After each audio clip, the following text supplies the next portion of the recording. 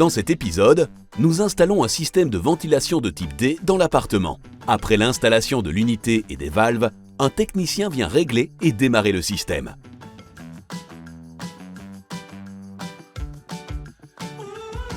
Nous avons acheté l'appartement à l'état de gros œuvre fermée. Ici, toutes les conduites de ventilation étaient déjà placées dans la chape et le plafond. Nous décidons de nous charger du reste de l'installation à l'aide d'un kit à monter soi-même, d'EasyKit. Pour cela, il est utile de se rendre sur place au préalable pour obtenir des conseils et choisir un système adapté à son habitation. Sur la base de vos plans, un collaborateur peut ainsi élaborer une proposition adaptée à votre espace de vie. Entre-temps, vous recevrez également des explications sur le fonctionnement de l'installation et sur la législation à prendre en compte. Une fois la commande terminée, tout le matériel nécessaire sera livré à votre domicile. Commencez donc toujours par vérifier ceci et étudiez attentivement le livret d'instructions fourni.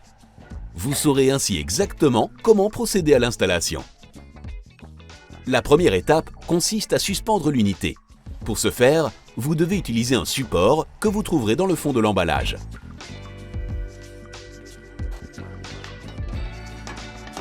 L'emplacement de l'unité, et donc du support de suspension, est indiqué dans les instructions.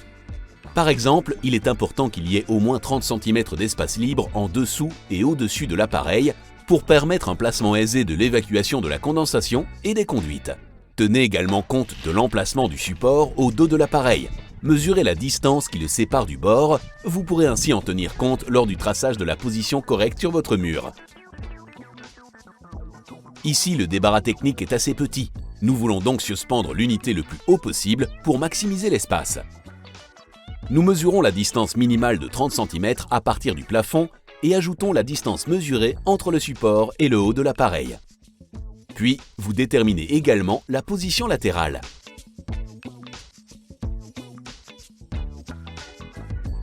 Tenez ensuite le support à l'endroit repéré et marquez la position des trous de fixation sur le mur. Utilisez un niveau à bulles pour vous assurer que votre support est bien droit. Prépercez ensuite les trous et fixez le support au mur à l'aide de chevilles, de vis et de rondelles. Cela garantit une suspension solide.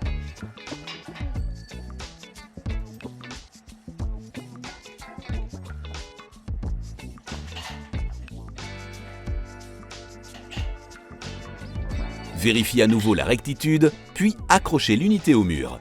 Il est évident qu'une paire de mains supplémentaires est nécessaire pour cette opération. Vérifiez que l'appareil est bien accroché au support. Lorsque vous placez votre unité, tenez compte du fait qu'il doit y avoir une prise de courant et une évacuation à proximité de l'appareil pour que l'installation se fasse correctement. Il est maintenant temps de raccorder l'unité au système de ventilation. Les tuyaux et collecteurs nécessaires, qui débouchent dans nos pièces et assurent l'arrivée et l'évacuation de l'air vers l'extérieur, sont déjà en place. Mais il est évidemment encore nécessaire de les raccorder à une unité pour assurer la ventilation. En plus de toutes les instructions nécessaires, vous recevez un schéma de principe qui vous montre comment procéder à l'installation. En effet, cette unité est entièrement réversible et peut donc être raccordée de différentes manières. Étudiez ce schéma et les conseils fournis avant de commencer. Prévoyez les connexions sur votre appareil de l'arrière vers l'avant. Cela est particulièrement important pour faciliter le travail. Il est donc préférable de commencer par les ouvertures les plus éloignées et les plus difficiles à atteindre. Dans ce cas-ci, les ouvertures de gauche servent à l'apport d'air frais et à l'évacuation de l'air vicié vers l'extérieur. Il convient donc d'utiliser des conduites en néoprène isolées thermiquement pour effectuer ces raccordements. Car les différences de température entre l'intérieur et l'extérieur peuvent provoquer de la condensation et donc de la rouille dans les tubes en aluminium. Prévoyez les réducteurs et les coudes nécessaires sur l'appareil pour que votre conduite atteigne le plafond. Vous pourrez alors faire remonter votre tube jusqu'à la traversée vers l'extérieur. Marquez le centre de votre tube sur le plafond afin de pouvoir installer les supports de montage nécessaires sur cette ligne. Vous prépercez les trous avec un diamètre de 10. Comme il s'agit ici d'un plafond en béton, vous avez besoin d'une perceuse à percussion. Avec des chevilles, vous pouvez ensuite visser les tiges filetées et les rondelles fournies à leur place. Dans le cas des tubes isolés, il s'agit d'anneaux en plastique flexible car les tubes eux-mêmes sont indéformables. Dans le cas de conduites galvanisées, vous utilisez des supports fixes avec du caoutchouc. La forme fixe de l'anneau garantit que vos tubes ne se bossellent pas. Le caoutchouc empêche à son tour la transmission de vibrations. Lorsque vous tracez vos points de fixation, tenez également compte des autres tubes qui doivent circuler sur votre plafond afin de disposer de suffisamment d'espace pour tout. Il peut donc être utile de déterminer d'abord la position des tubes avant d'effectuer leur raccordement à l'appareil, de manière à savoir où placer les coudes. Mesurez ensuite la distance requise entre les supports afin de pouvoir déjà préparer les conduites sur mesure. Vous n'utilisez la gaine spiralée galvanisée que pour tous les raccordements exclusivement intérieurs. Cela signifie que vous l'utilisez pour raccorder l'unité de ventilation aux conduites de votre habitation via l'ouverture de pulsion et d'extraction. Coupez le tube à la dimension voulue à l'aide d'une meule. Portez les protections nécessaires à cet effet.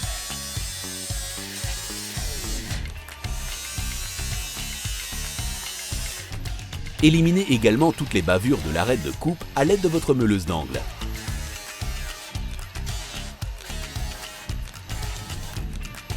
Vous devez relier ces gaines spiralées à l'unité à l'aide de conduites flexibles isolées.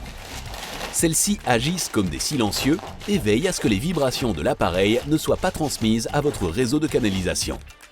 À l'extrémité de cette conduite flexible, vous devez d'abord monter un connecteur. Vous pouvez le glisser dans l'extrémité et le fixer à l'aide d'un serre-câble.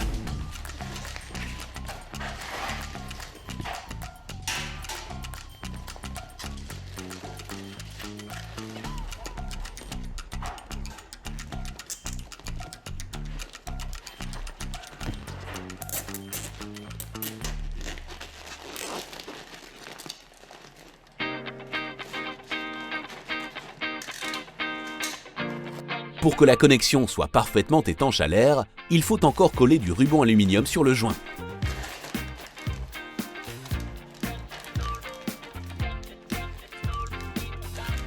Cette pièce d'étanchéité s'insère maintenant parfaitement dans la gaine. Scellez à nouveau avec du ruban adhésif.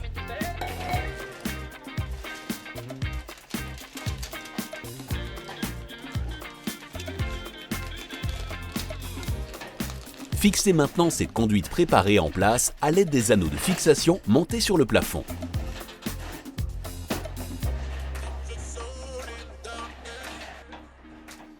Vous montez ensuite un raccord à l'autre extrémité de la conduite flexible, de manière à ce que vous puissiez effectuer le raccordement à votre unité de cette manière. Notez que cette conduite flexible doit être raccordée au moins dans un coude de 90 degrés. Tenez-en compte lorsque vous positionnez vos conduites. En effet, les coudes trop accentués peuvent affecter la circulation de l'air et le débit.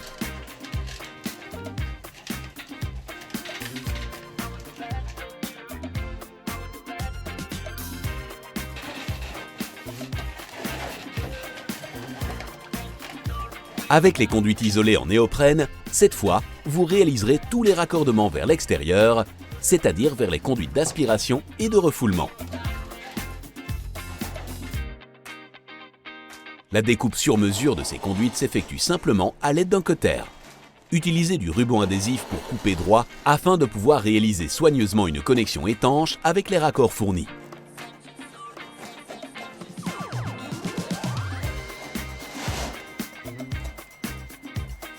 Le raccordement d'une unité n'est pas difficile en principe, mais il est essentiel d'éviter les fuites d'air. Il faut donc toujours utiliser les raccords corrects et, le cas échéant, placer un ruban d'aluminium sur les connexions. Éviter les coudes trop courts reste également une préoccupation, tout comme éviter les bosses ou les salissures dans vos conduits. En fin de compte, le raccordement des conduites requiert une bonne dose de concentration et d'assemblage. Mais si vous gardez à l'esprit les principes de base énumérés et le schéma de principe qui vous a été fourni, vous obtiendrez sans aucun doute un résultat satisfaisant. Avec le placement de l'unité de ventilation et des conduites, l'installation n'est bien sûr pas complète. Il faut en effet veiller à ce que l'unité soit également raccordée à l'évacuation afin que l'eau de condensation puisse s'écouler. Un kit spécial est disponible pour ce raccordement. Vous y trouverez les raccords nécessaires et les instructions pour installer l'évacuation de la condensation sur votre appareil.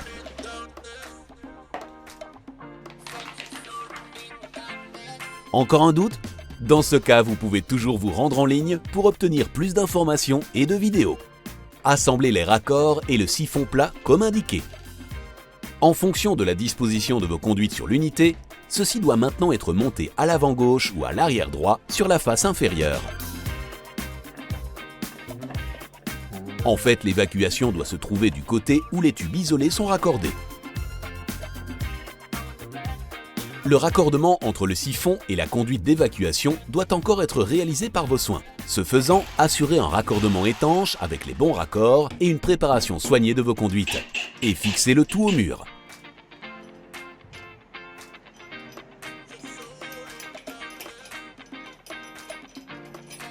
Veillez à prévoir une pente suffisante pour que l'eau s'écoule facilement. Et utilisez 2 supports de fixation par conduite pour qu'elle reste bien en place.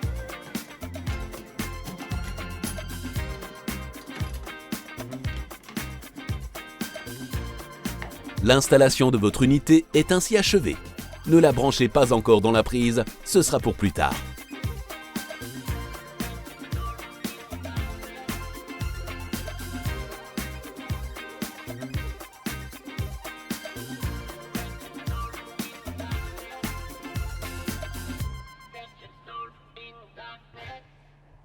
À un stade ultérieur de vos travaux de rénovation, lorsque vous vous penchez sur la finition, vous devrez encore installer les valves. En effet, dans chaque pièce se place une conduite de ventilation qui soit extrait l'air vicié, dans les toilettes ou la salle de bain par exemple, soit insuffle de l'air frais dans votre espace, comme dans votre chambre à coucher ou votre espace de vie par exemple. Avec les valves, vous refermez proprement ces ouvertures et vous pouvez également réguler le flux d'air. Lors de la conception de votre système, les débits à atteindre par point de ventilation ont été déterminés en fonction de la taille de votre habitation et de vos pièces. C'est également ce que vous devez régler sur vos valves. Si vous avez des questions ou des problèmes, vous pouvez toujours contacter votre conseiller. Ajustez donc les valves les unes après les autres en fonction du débit prescrit. Et ensuite, montez le tout sur place. Pour ce faire, retirez le bouchon qui a protégé votre système de la poussière et de la condensation entre-temps de votre conduite et insérez la valve dans l'ouverture du plafond.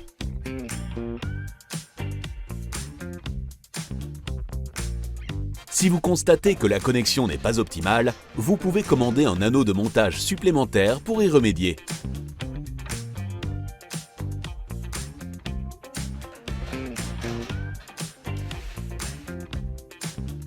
Une fois toutes les valves en place, il vous reste à installer le bouton de commande de votre unité. Dans ce cas-ci, il est sans fil, car aucune alimentation électrique n'a été prévue au préalable. Ce modèle de base fonctionne aussi bien qu'un modèle filaire, mais ne dispose pas de capteur d'humidité ou de CO2 par exemple. Nous pouvons choisir l'endroit où nous accrocherons le bouton. Nous pouvons donc l'intégrer à un interrupteur existant pour obtenir un résultat propre.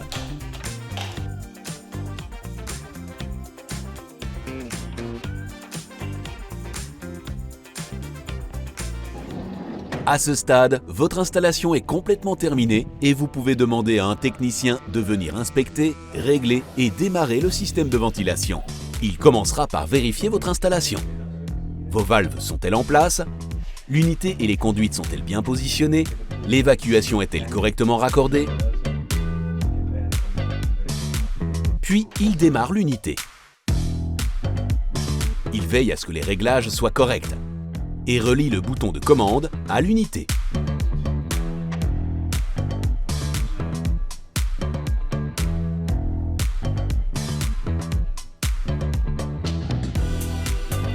Pour régler correctement le système de ventilation, il vérifie encore que les valves sont bien réglées.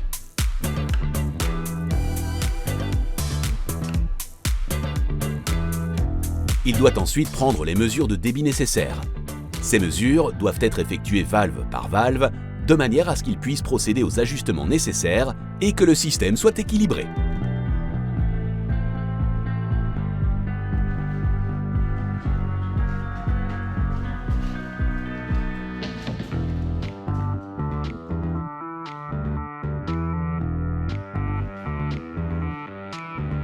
Le technicien termine sa visite par quelques explications supplémentaires. Il montre ainsi comment entretenir et remplacer les filtres. Vous devez le faire si l'unité indique qu'elle ne filtre plus qu'un pourcentage limité.